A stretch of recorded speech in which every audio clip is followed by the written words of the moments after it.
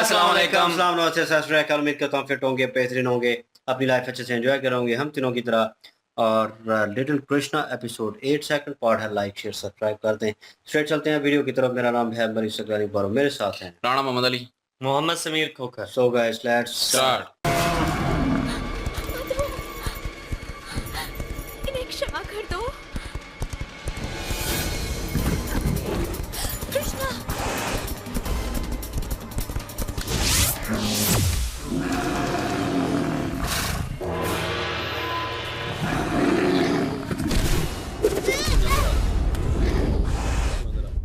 भैया डरो मत सुबाला, ये तो बस एक साधारण सी गाय है। कहो तो वन में इसे भी घास चराने ले जाओ। मजाक बहुत हो गया बालक।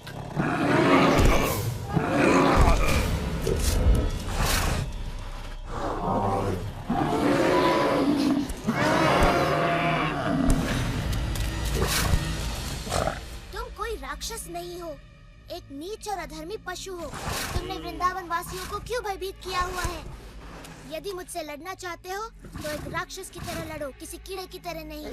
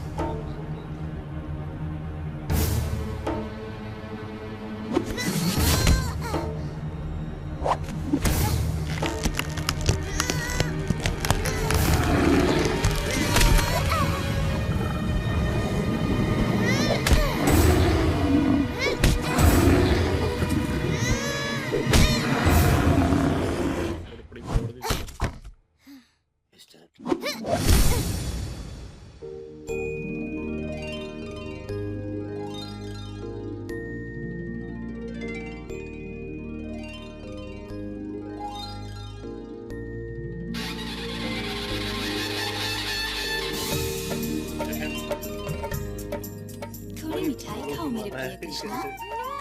धन्यवाद। एक और। स्वादिष्ट। नहीं नहीं बस और नहीं। कृष्णा, मेरे हाथ से भी। अच्छा बस एक और। यहाँ पे दूल्हे के साथ ये कुछ होता है। आप लोग भी खाइए ना।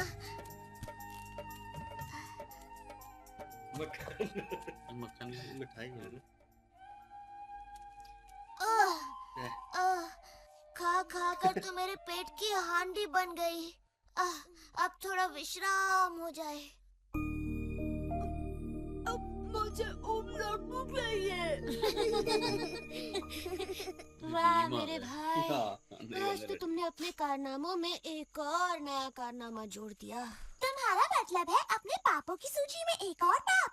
तो अब हमारे सदाचारी कृष्ण ने एक सांड को भी मार डाला है। वो कोई साधारण सांड नहीं था, बल्कि एक राक्षस था, वो भी सांड के वेश में। ओ कृष्ण, चाहे जो हो, वो था तो गौर जाति का ही ना। जब हमला कर रहा था उसमें कहते लगेगा। ठीक है, मैं कल यमुना में स्नान कर पाप धो लूंगा। उससे कुछ नहीं होने वाला। ललिता सही कहती है, ये घोर पाप है और इसे धोने के लिए तुम्हें संसार की सारी पवित्र नदियों में स्नान करना ही पड़ेगा। सारी नदियों। मुझे एक अच्छा उपाय सूझा है। पूरा संसार घूमने से अच्छा है मैं सभी पवित्र नदियों को यहाँ लाकर उनमें स्नान कर लूं। ओह कृष्ण, सपने देखना छोड़ो। सपने देखती जाओ।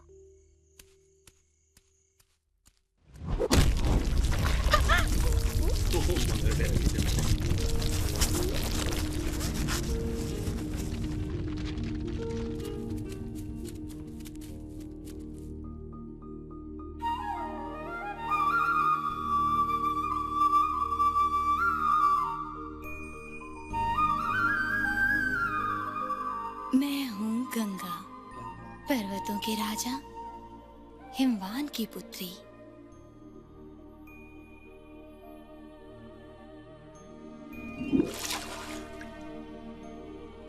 मैं हूँ कावेरी।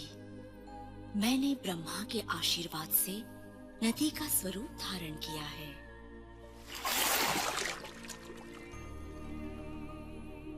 मैं गोदावरी हूँ। मेरा जल आप ही की तरह मधुर है श्री कृष्णा। मैं हूँ सरस्वती। मेरा नाम सदा वेदों, संतों और भगवान विष्णु के साथ लिया जाता है। मैं नर्मदा हूँ। मेरा जन्म भगवान शिव के शरीर से हुआ है।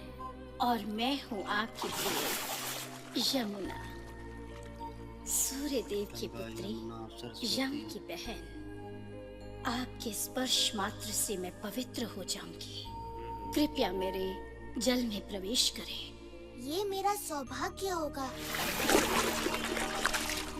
आपका स्नान मुकम्मल हो जाए।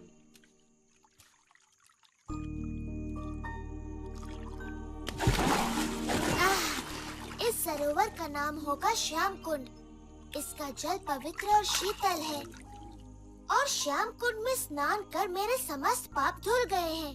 पर तुम तीनों पाप की भागी बन गई हो, राक्षस अरिष्टासुर का पक्ष लेकर। आओ श्याम कुंड में स्नान करके अपने पाप धो लो। नहीं, तुम्हारे पाप धोकर अब ये जल अशुद्ध हो गया है। हम अपना सरोवर स्वयं बनाएंगी। हाँ, यहीं पर, जहाँ अरिष्टासुर ने अपने पैरों से गड्ढा बना दिया। जान के ना मरना नहीं ना। नया प्लान होने लगा। अच्छा, स्नान करने लगी। ये भी खड्डा बनाऊंगा। मैं पानी उतरे क्या ये पानी निकालने की कोशिश करने से कॉपी करने की कोशिश कर। सीरियसली कितना खड्डा को छोड़े ने। अब हो सकता है कृष्णा जी इधर से पानी दे, क्योंकि इधर पानी है ना सारा। बड़ा सुंदर गड्ढा खोदा है तुमने राधा, पर इसमें जल तो दिख नहीं रहा। जल भी आएगा। इधर से यदि वर्षा की प्रतीक्षा कर रही हो तो फिर भूल ही जाओ। मेघ का एक छोटा सा टुकड़ा।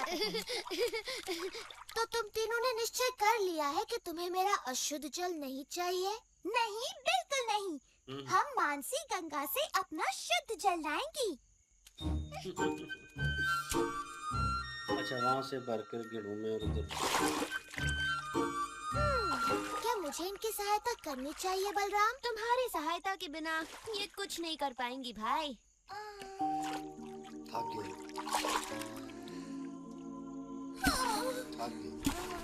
ये असंभव है। ऐसे तो सरोवर बनने में पूरा जीवन लग जाएगा।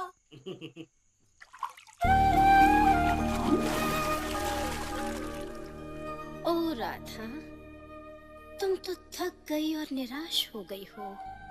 हमें सेवा का अवसर प्रदान करो। हम तुम्हारा ये सरोवर अपने पवित्र जल से भर देंगे। जी, धन्यवाद। हमारे पास और कोई रास्ता नहीं।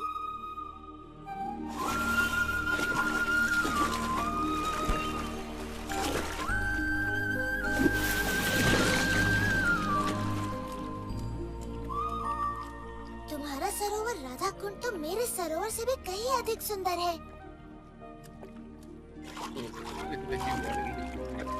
ये सरोवर सदा मेरा प्रिय रहेगा और मैं यहाँ प्रतिदिन स्नान करूँगा। तुम्हारा सरोवर भी बड़ा सुंदर है कृष्णा। मैं प्रतिदिन यहाँ अपनी सखियों के साथ स्नान और जल क्रीड़ा किया करूँगी।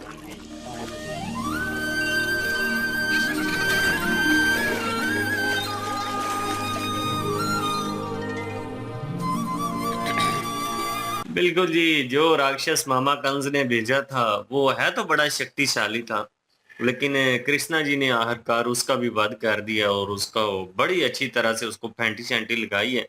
और ये कहा कि पहले तो उसको सही एक दफा ना डिग्रेड किया ताकि उसे पता चले जो उसका अहंकार है वो खत्म हो।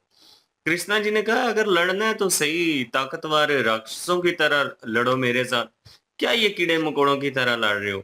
तो वो क्रोधित हो गया और उसका शरीर बहुत बड़ा हो गया, लेकिन कृष्णा जी ने उसे उठा उठा के पटकाया और एंड पे उसका सींग तोड़ दिया। उसी सींग से उसके दिमाग पे चोटें लगाई हैं जिससे उसका वध हो गया। सारा गांव जो है वो खुश हो गया जी इस राक्षस का वध देकर। फिर कृष्णा जी का बड़े अच्छे तरीके से स्वागत हुआ, बहुत खुशियां मनाई गईं और उनकी फेवरेट मिठाइयां भी कृष्णा जी को खिलाई गई। तो सही वो जी भर के उन्होंने ना खुशियां मनाई।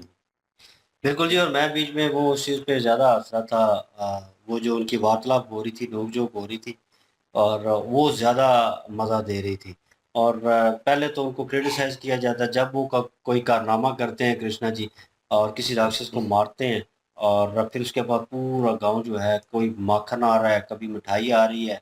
तो मैं बीच में हँस रहा था कि दूल्हे के साथ भी ऐसे ही होता है, जब दूल्हा बैठा होता है स्टेज पे, तो मिठाई खिलाने वाले ये नहीं सोचते भई थोड़ी खिलानी है, वो अपनी खुशी में खिला के चले जाते हैं। तो बाद में जब दूल्हा उठता है तो कहता है, "ओह यार! मेरा पेट जो है मुझे दर्द बड़ा मीठा बहुत ज़्यादा खा लिया है, खुशी-खुशी में बहुत ज़्यादा खा लिया है।" वैसे ही कृष्णा जी के साथ हुआ। उन्होंने काफ़ी खा लिया, उन्होंने कहा मेरा तो पेट फटने पे आ गया और अभी मुझे सोना चाहिए। लेकिन ये है कि एट द एंड भी उनकी वार्तालाप चल रही थी राधा जी के साथ। और उनकी सखियाँ जो हैं ये अपोज़िट 3 उधर हैं कृष्णा जी के साथ भी इधर 3 है ये टोटल। तो मतलब जंग अच्छी चल रही होती है और कन्वर्सेशन अच्छी होती है, लेकिन ये है कि राधा जी और उनकी सखियों ने मानना नहीं होता। उन्होंने कहना होता है कि नहीं, हम ही सही हैं। उन्होंने कोई ना कोई बीच में आंसर निकाल लेना है उनके लिए और उनको ये तक कह दिया कि तुमने एक मतलब राक्षस नहीं था वो और उसको तुमने मारा, एक बैल था और ये और वो। तो मतलब जब वो हमला कर रहे थे, दोबारा एक बार फेंका है कृष्णा जी ने, दोबारा वो उठ के राक्षस जो है हमला कर रहा था, उस वक़्त कृष्णा जी को फिर अलर्ट क्यों कर रही थी कि कृष्णा जी उठ के वो फिर वो आ तो रहे हैं। वैसे ही तंग कर रहे थे ना। राधा जी मतलब तो वैसे तंग कर रही थी, चिढ़ा रही थी कि एक और पाप में इजाफा हो गया है, हाँ, एक सांड को मार दिया। कहते तो राक्षस है तो क्या हुआ है तो सांड ही ना। लेकिन इस बार एक चीज़ अच्छी हुई है, उन्होंने बंदर को कंट्रोल करके रखा है, उसने सहायता नहीं की राधा जी की, क्योंकि वो भाई जो सी साइड देखता है ना कि वज़नी है, भारी है, अब यहाँ पे पलड़ा भारी है, तो उस साइड पे वो लेता है। तो लेकिन ये है कि इंटरेस्टिंग भी था, मज़ा आया। और जो है वो सांड को तो जो है वो पटक-पटक के वाक़ई मारा है और उसका सींग तोड़ के उसी से ही उसकी पड़पड़ी तोड़ दी है।